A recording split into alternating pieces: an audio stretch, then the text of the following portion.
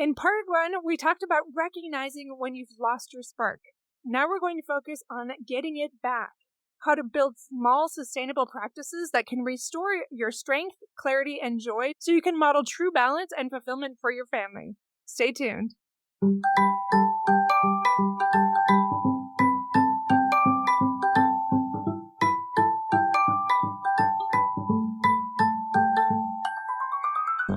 Welcome to Fulfillment Therapy. I'm Kendra Nielsen, wife, mom, and licensed therapist. Do you ever feel like you're doing everything right, but you're still exhausted and empty? Did you think life, marriage, and parenting would be simpler and more rewarding? Sometimes you just want to crawl back into bed and lose yourself in screen time and chocolate, rather than face that personal or family stress. You are not alone.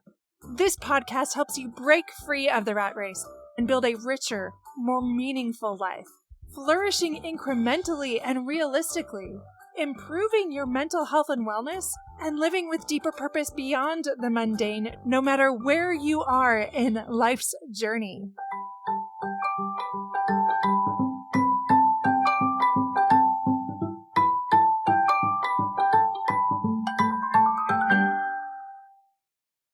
Do you have any ideas of small ways to start boundaries when that feels so alien, so difficult to do, to advocate for yourself?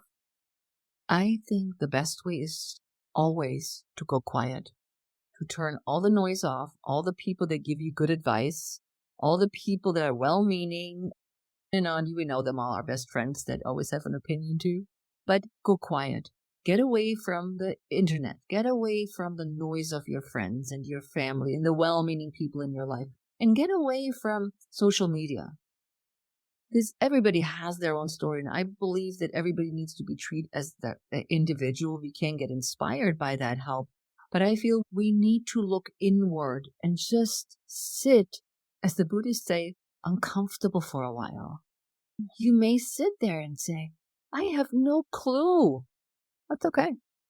The clue will come. Maybe it takes a couple more sessions, but really sit back and weigh what it is that you might want to tackle next, what you might want to let go of next, no matter what's showing up in you. And then this is just, to me, is almost like motivation. You're not gutsy the same every day to tackle the not babysitting situation, but maybe you're gutsy enough to say, no, I will not take out the trash anymore. I'm cooking a meal. Somebody else will do it.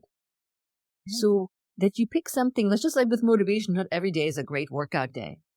You sometimes have to drag your buttski to do something. And so with sitting quiet, you may find that some things are just too big to tackle at the moment.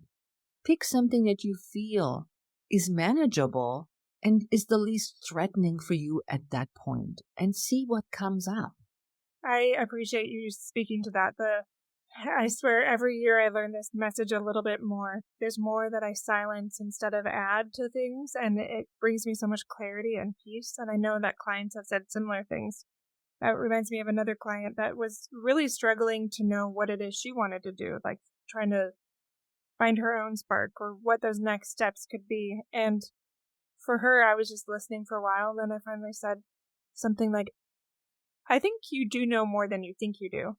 Like, just as you've been talking to me, there's all these thoughts that have been coming up that I haven't heard from you before, these ideas. And I wonder if this is more of your intuition than you recognize, like that instinct that's telling you these things. But maybe you're so good at silencing them, you don't even recognize them. And just invited her to the same thing, to get still and explore if that might be true. I think we all have an idea sometimes, but we're afraid to maybe say it out loud. So a mentor, things like that definitely can help just to talk through those things sometimes. But I agree with you, like that silence, even first, before you muddy it up with other people, just exploring that on your own is very helpful. I like also what you said.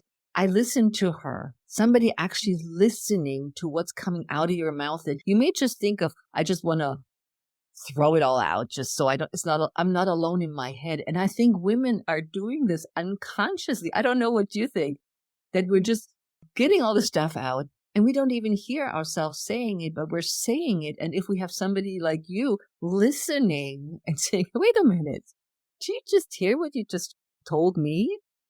I didn't ask this earlier, but I kind of want to go back a little bit. When you are first working with women or having these conversations, do you notice any subtle signs that their overgiving is taking a toll on their life? Even maybe before they do, before they even have the verbiage to really express this unsettling thing occurring in their life. I feel when they come and they're not joyful in their workout. Okay. When they drudge in and yes, it's nice to see you. You're the coach and I pay you. I've been coming to you for years. But there just does what is the word? Lackluster. And I'm going, what's going on and what's happening? Oh, no, it's all good. Everything's fine. Everything's great. You feel the energy dropping. You feel that they just go with the flow. That's what I find the most. Of course, then you have, I don't sleep well. I overeat. I may overdrink or whatever the habits become as a coping mechanism for what's going on and that they're not dealing with or don't want to let go. Or over-exercise, the same thing. Oh, I did Pilates 7 days a week, and I'm going, really? I wouldn't do that 7 days a week. So these outward, other than, as we know, sleeping less, being more stressed about everything. But I see it often when they start exercising, and they're just not there. Definitely. I think we can all relate to some of those things. We've gone through those stages of maybe poor sleep, over-exercising, under-exercising, that stagnant space of it's fine, go with the flow, or all of those things that you mentioned. That stagnancy, just not shining, not having that energy like you talked about. We can all relate to that. We've all felt that to some degree before. And it feels so good when you discover flow. And that's one thing, psychological term that some people know about. But just to feel alive.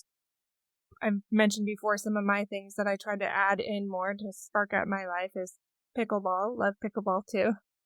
Exercising, going outside, any form of adventure that's something novel that I haven't done recently, even if it's a local adventure. Like there's some of those things that are very important that I found over time for me to carry out, and everybody's is a little bit different. What would you suggest ways that they can gently reconnect with themselves to start that journey? You've given us a few ideas, but anything else that they can do to just begin? I think you made a good point about even just doing something locally. How many things are in your neighborhood that you know so-and-so does?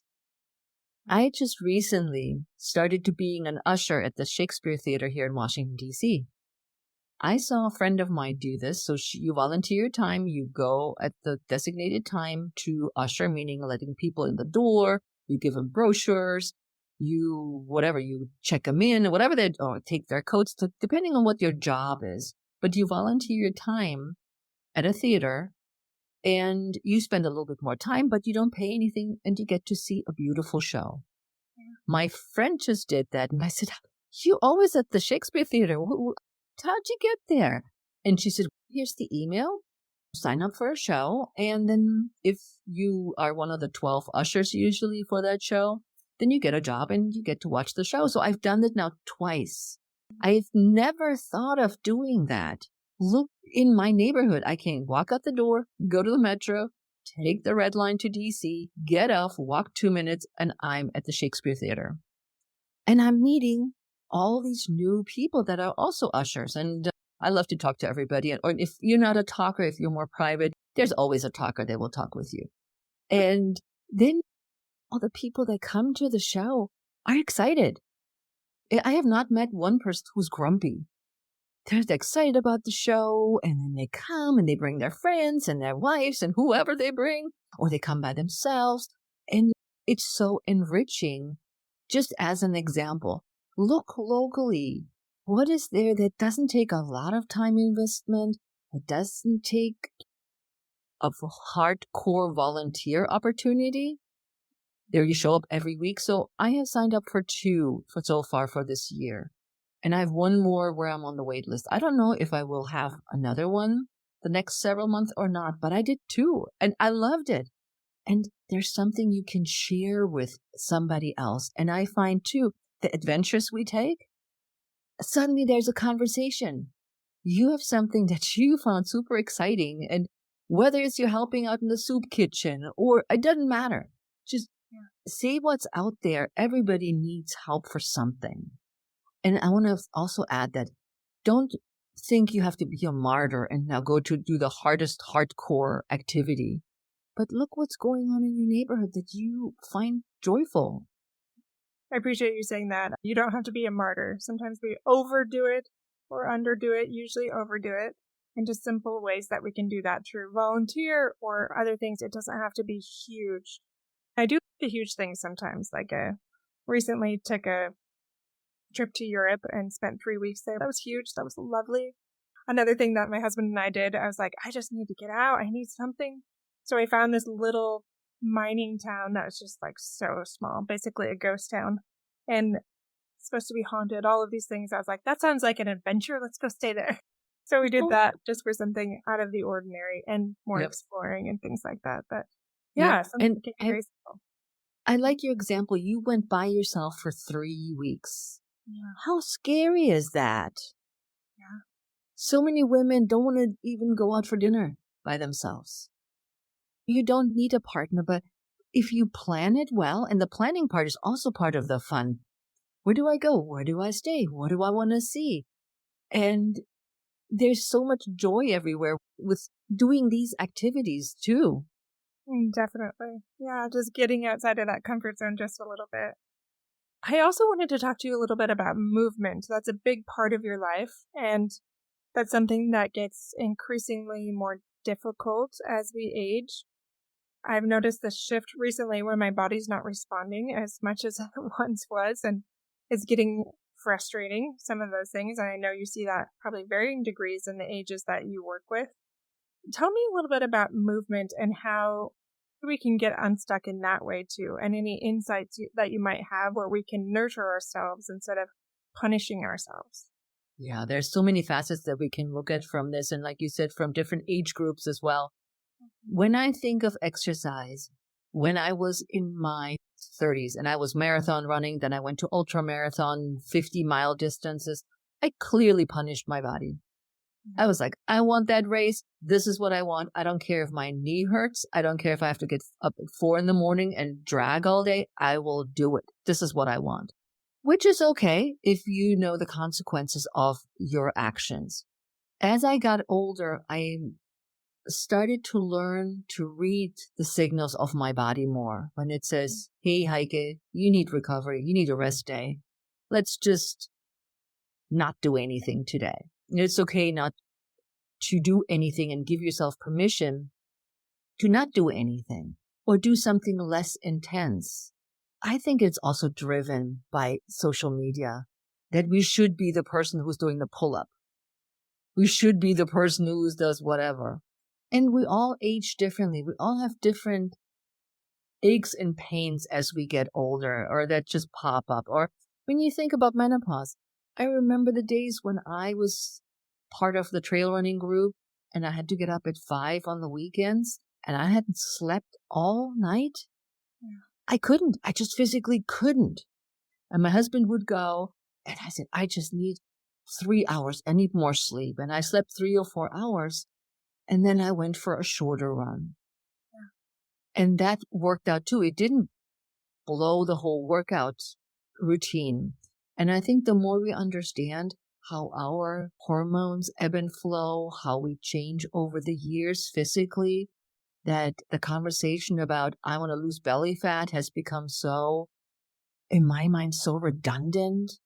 Because the belly fat is the cortisol and it's the lifestyle. It's so many other things other than, oh, I want to lose belly fat. Let's talk about what's going on in your life. Are you moving enough? Are you moving the right way for your body right now? When I use my example of the trail running, if I had dragged my buttski out to run, it would have been misery. And it would not be fun, and it would also not be beneficial because too much exercise is also a stressor for the body, which some people don't think about. And so I would say, you have your goals. We all want to look as healthy or be, not just look, be as healthy and as strong as we can. And I keep advocating for look at your strength. Don't look necessarily at the scale. Don't get into the GLP-1 conversation all the time, readily available to deal with obesity, because it is an obesity drug. But think about it.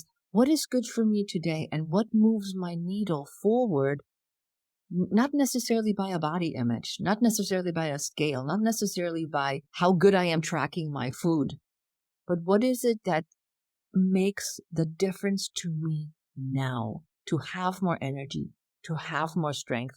Because let me tell you guys, I'm 65 and I learned my lesson from not honoring my body and not my energy to where I'm going. I need to protect my energy and I need to protect my strength. That is such an important part that people, I don't think, talk enough about, protecting your energy and your strength and tuning in so much more to your body, which goes back to what we were talking about earlier about go quiet, get still, really come to know yourself better instead of just muscling through everything.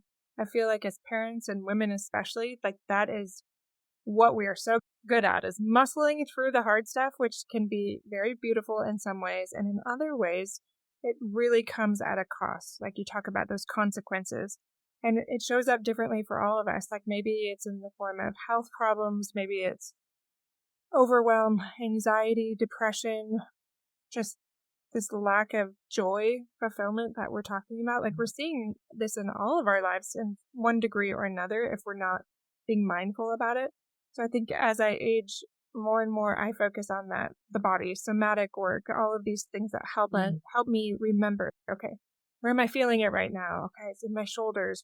What does that say? What do I need to scale back on? What do I maybe need to do a little more of? And just constantly readjusting a little bit without that shame, without that guilt, and recognizing I have needs too, just like my kids. And knowing that it's important to model this for our loved ones too, advocating for yourself. Just recently, a friend of mine who is in your age group, she says, here she is. I'm on top to Heike. Heike knows about this. I said, okay, what is it? She said, oh, I want to lose 5 pounds. I was like, okay. She's like, those 5 pounds don't come down. No matter what I try. And I'm like, okay. She has 3 sons, 8, 12, and 14 or something around that neighborhood. Yeah. And she says, Heike, I work out 5 days a week. I do X, Y, and Z. And on the weekends, I do these kind of exercises. I'm like, okay, so what do you want me to say? Why can't I lose those 5 pounds? And I said, do you need to lose those 5 pounds? She says, yeah. And I said, where does it come from? She says, I don't know. I just thought 5 pounds would be a good number. And I said, okay. I said, can we just have a different conversation about this? I said, number one, you do not need to lose weight. You are very strong. You're very capable. And you have a family of 3 kids that are very active. You do a lot for them. And you have a husband and you both run a business. So you help him part-time with your business. She was not happy with my answer. She wanted the, Heike, you're a fitness coach. You know the solution to this. And we left it. And later I wrote her an email and I said, you don't need to respond, but I wish you'd be looking more at you time instead of being involved in the club and doing all this. And sit for a moment and say, what is it that I want to do, and let everything else drop away? She hasn't talked about it since. We often want that magic pill, that like formula, because that feels so much more comfortable. That's something we can control. When it's something that's more about acceptance and letting go and being quiet, we're like, oh, let's not talk about that. That's uncomfortable. But what's going to lead to that lasting fulfillment and that joy? Yeah, you had so many beautiful points today. I love how you talked about curiosity and about boundaries and self-advocacy and going quiet and just being more in tune with our body and our own needs and exploring that more gently and normalizing some of these things that many of us are going through, but we're afraid to speak about. Thank you for sharing all of these things with us today. I did have one more question, if you wouldn't mind. Go for it, Kendra. So what is one way that you've recently deepened your own sense of fulfillment? Like we talked about all these other women, but is there anything in the last few months that has really helped you find more joy? I unpacked my saxophone. Ooh. I do not play an instrument. I do not read music, never have. My parents were too poor to allow me to do that. And I never had time as I got older to get into it. But I remember vaguely when I was still living in Munich, there was this guy who played the saxophone in the English Gardens, which is a big garden in the center heart of Munich. And he was playing the saxophone, and I just loved the sound. And I walked up to him, and he said, "Here, do you want to blow in it?" I'm like, and I got a sound out, and I was like, "Whoa, this is really, it's shiny, it's cute, and whatever. It makes great sounds." And my husband, we had a conversation, and he said, "Oh, if I ever learned an instrument, it would be the saxophone." Yeah. And so 2 years ago, he got me a saxophone. And I thought, "Ooh, it's triathlete gear." I'm like, that's a very strange box under the tree. It doesn't look like triathlon gear. And so I unpacked the saxophone, and I puzzled, looked at him. I said, "Oh, what?" And he told the story. The first year, last year, but yeah, I played it once, maybe twice. So it's assemble it, and I had a YouTube video where I could practice. And so this year, I've played so far 5 times, which is a huge improvement. And you know what brings me the most joy is the assembly of the saxophone. Taking the pieces out, putting it together, maybe have to rewatch the video because I don't know how the reed goes in there. And then I got a video where I can learn, and it just visually shows me what I to do with my fingers.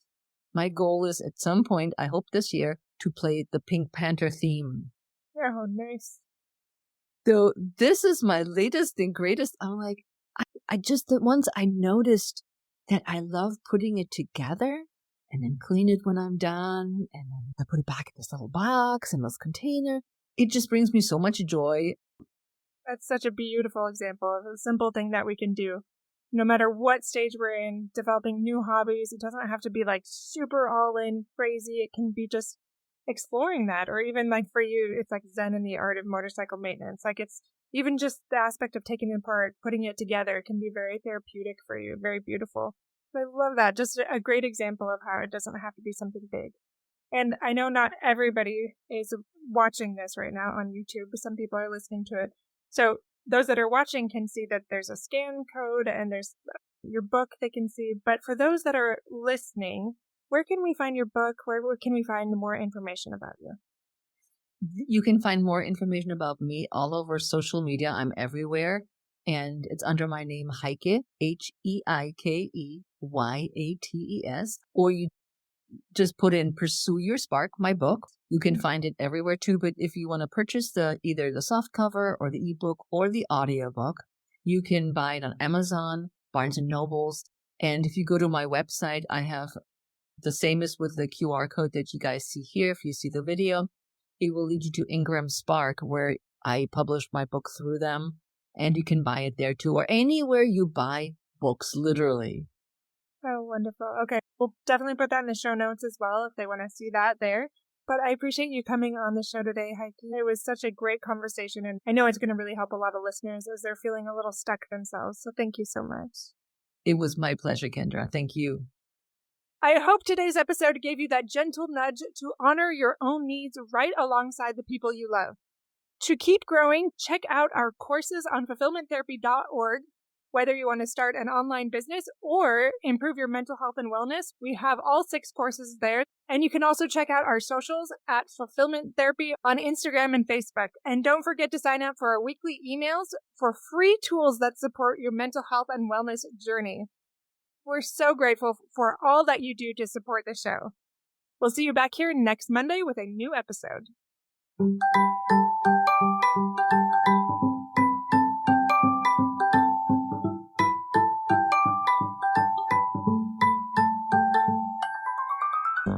Hey friends, if you enjoyed this episode, a quick 30-second share can help someone else find support and help this podcast grow.